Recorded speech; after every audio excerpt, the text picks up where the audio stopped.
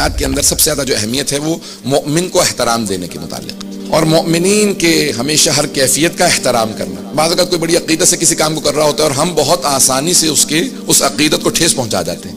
عزیزان گرامی، معصوم فرماتے ہیں کسی کی عقیدت سے مت کھیلو، کسی کی عقیدت کا مذاق مت اڑانا۔ اور بعض اوقات بڑے بڑے عقیدت مند لوگ ہوتے ہیں، انہی کی عقیدت کی وجہ سے دعائیں قبول ہو رہی ہوتی ہیں۔ پتہ نہیں اس بات کو پہنچا پا رہا ہوں یا نہیں۔ بعض اوقات تمام مجمع جمع ہوتا ہے، کسی کی دعا قبول نہیں ہو رہی ہوتی، ایک ایسا آدمی ہوتا ہے جس کی وجہ سے سب کی دعا قبول ہو جاتی ہے۔ معصوم کے الفاظ ہیں کہ اجتماعی دعا کیا کرو۔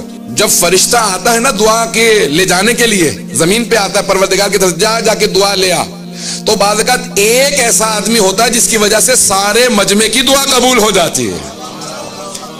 ایک ایسا ہوتا ہے جس کی وجہ سے سب کی، اللہ کہتا ہے جب جا ہی رہا ہے تو اس مجلس میں جتنے موجود ہیں سب کی دعاؤں کو لے آ۔ اور بعض اوقات ایک ایسا ہوتا ہے جس کی وجہ سے اللہ سب کی دعائیں رد کر دیتا ہے۔ بہت پریشانوں کی اس جملے کو سنا ہم نے۔ ہمارے کو ساتھ ہمیشہ کہا کرتے تھے بھی اگر آپ نے عزیز رشتہ داروں کو سب کو چھوڑ رکھا ہے تو پھر ہمارے اعمال بھی چھوڑ دیجیے گا، کہ آپ کی وجہ سے ہمارے اعمال بھی رد ہو جائیں گے، گھر پہ رہیے گا تاکہ ہم لوگ اپنے اعمال قبول کروا لیں۔ میں تو کہہ گیا ہوں، ہمارے استاد ہمیشہ کہتے تھے بھی اگر اپنے سب رشتہ داروں کو چھوڑ رکھا ہے نا تو پھر اعمال چھوڑ دینا ہمارے، تاکہ ہمارے اعمال قبول ہو جائے، تمہاری وجہ سے رہ جائیں گے۔ عزیزان گرامی، بہت سے اعمال رد ہو جاتے ہیں کسی ایک ایسے کی وجہ سے جو قطع رحم کا اتنا عادی ہو چکا ہو کہ کسی رشتہ دار سے تعلقات نہ ہو، جو قطع رحم کی وجہ سے، اس ایک کی وجہ جس نے سب کو چھوڑ رکھا۔ چوتھے امام کی حدیث ہے کہ بستیاں اجڑ جاتی ہیں، توجہ ہے لوگوں کے۔ چوتھے امام فرماتے ہیں کہ بستیاں اجڑ جاتی ہیں چند گناہوں کی وجہ سے، ان میں سے ایک ہے قطع رحم، جو اپنے عزیز رشتہ داروں کو، خونی رشتہ داروں کو سب کو چھوڑ چکا ہو، اس کی وجہ سے بستیاں اجڑ جاتی ہیں۔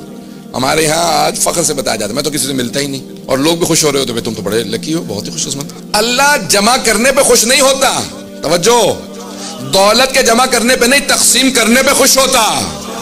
کیا تم ایک کسی بہت ہی ادنا سے گفٹ کو، تحفے کو، ہدیے کو کسی اچھے مستحق کے پاس لے کے جاؤ گے؟ اللہ کو وہ زیادہ عزیز ہے تمہاری تمام عبادات سے۔ بعض اوقات ایک چھوٹا سا ہدیہ ہوتا ہے، آپ کتنے کسی عزیز رشتہ دار کے پاس چلے جاتے ہیں، بزرگ ہیں، چلے مل آؤں گا۔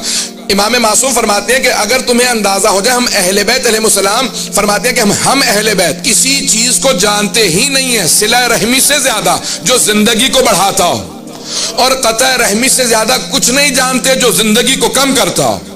بعض اوقات اگر ایک انسان کی 3 سال زندگی باقی رہ گئی ہے، اگر دوبارہ صلہ رحم شروع کر دے تو 27 سال تک زندہ رہ جاتا ہے، اور اگر کوئی 27 سال زندہ رہنے والا ہو، سب سے قطع تعلق کر لے تو 3 سال میں مر جاتا۔ پتہ نہیں توجہ ہے نہیں؟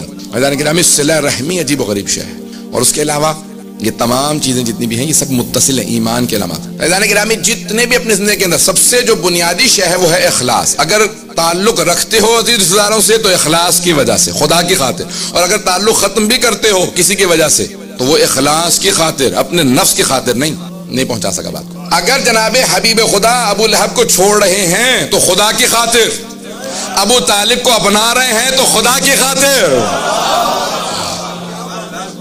عزیزان گرامی، سارا جو ملاک ہونا چاہیے وہ اخلاص پہ ہونا چاہیے، ایمان ملاک ہونا چاہیے۔ جو ایمان رکھتا ہے تو اس کے ساتھ انسان ہمیشہ صلہ رحم رکھتا رہے، اور اگر کوئی ایمان چھوڑ گیا تو اس کے ساتھ صلہ رحمی اس طرح سے نہیں، بس صرف سلام کی حد تک رکھیں جو ایمان ضائع کرنے پہ آ جائے، جو نقصان پہنچاتا ہو۔